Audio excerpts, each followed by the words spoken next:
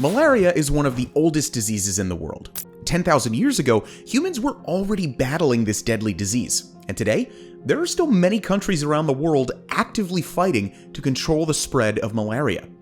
But Egypt has finally managed to do just that, and the country has recently been certified as malaria-free. This is a great achievement and good news for the whole world, because malaria is one super tough disease to control and eradicate. So let's take a look at how Egypt has managed to achieve this. Malaria is a tropical disease caused by a parasite that spreads from human to human through mosquito bites.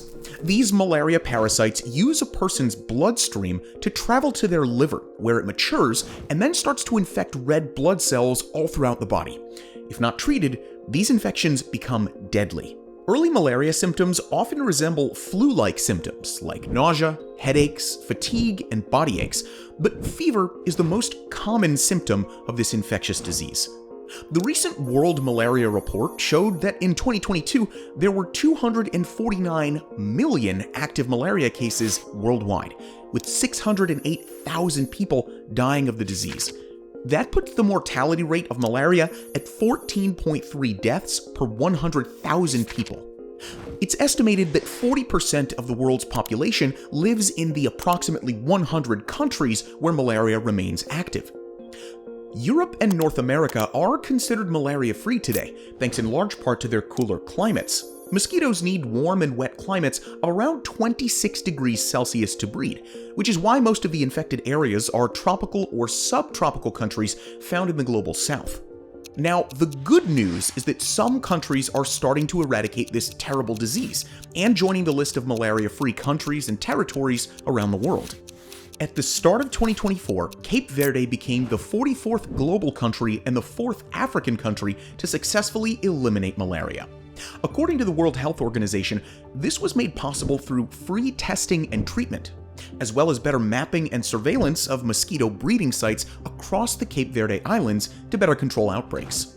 Other countries like Algeria and Argentina also managed to squash malaria transmissions using the same measurements as Cape Verde. In addition, Argentina also trained their healthcare workers to spray insecticides in and around people's homes. Not only that, but the country also worked closely with their neighbor, Bolivia, to spray homes in the border area. Both Algeria and Argentina were declared malaria-free in 2019. But there are still many countries struggling to combat this parasitic disease, with many of these situated in Africa. In Sierra Leone, malaria is still the leading cause of death, and the countries of Nigeria, the Democratic Republic of Congo, Uganda, and Mozambique account for half of all global malaria cases. In that case, it's really good news that Egypt has finally managed to get a handle on their malaria problem. The question, of course, is how the heck did they do it? Real quick before we continue, we'd really appreciate your support and feedback in the comments section. And if you want to see more good news, please subscribe to our channel for more awesome videos like this one. Okay, now that that's out of the way, let's jump back into it. Researchers have traced malaria in Egypt back to 4000 BC, when they found genetic evidence of the disease inside mummified bodies, including that of the ancient Egyptian pharaoh Tutankhamun. Scholars estimate that up to 70% of the ancient Egyptian population had been infected by malaria. Egypt started focusing on reducing human contact with mosquitoes during the 1920s by prohibiting the growing of rice and other food crops near people's homes. Agricultural land can be a great breeding ground for mosquitoes, so providing a barrier between people's homes and crops was the first step in malaria control. By the 1930s, Egypt opened its first malaria control and research station to focus on surveillance, diagnosis, and treatment of the disease. But World War II saw a huge spike in malaria cases in the country, following population displacement and the disruption of public health services. In 1942, there were about 18 million people living in Egypt, and of those, an estimated 3 million contracted the malaria parasite. Egypt didn't waste much time and soon opened 16 treatment divisions and employed 4,000 healthcare workers to try to control the outbreak. During the 1950s and 60s, the country added 3 important measurements to their malaria control program. They upped their surveillance of breeding sites around the country. They started by implementing larval control by adding chemicals to standing bodies of water to prevent mosquitoes from breeding, and they started using insecticides. By the turn of the century, malaria was largely under control in the region, and Egypt was ready to deal with any small outbreaks that still occurred.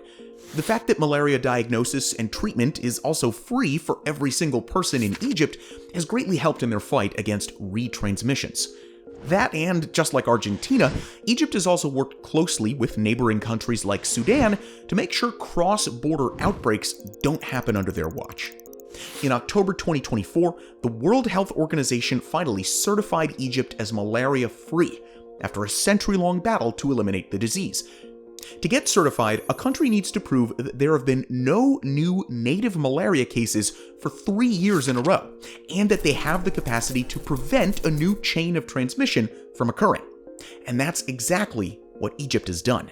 It truly is a health milestone for the country, and it just goes to show how important access to healthcare is when it comes to saving lives and eradicating endemic diseases. But what do you think? Can Egypt inspire other countries to finally eliminate malaria? Or is there more that could be done? Share your thoughts with us in the comments down below. And for more positive stories, make sure that you're subscribed to Good News. Thanks as always for watching, and we'll see you in the next video.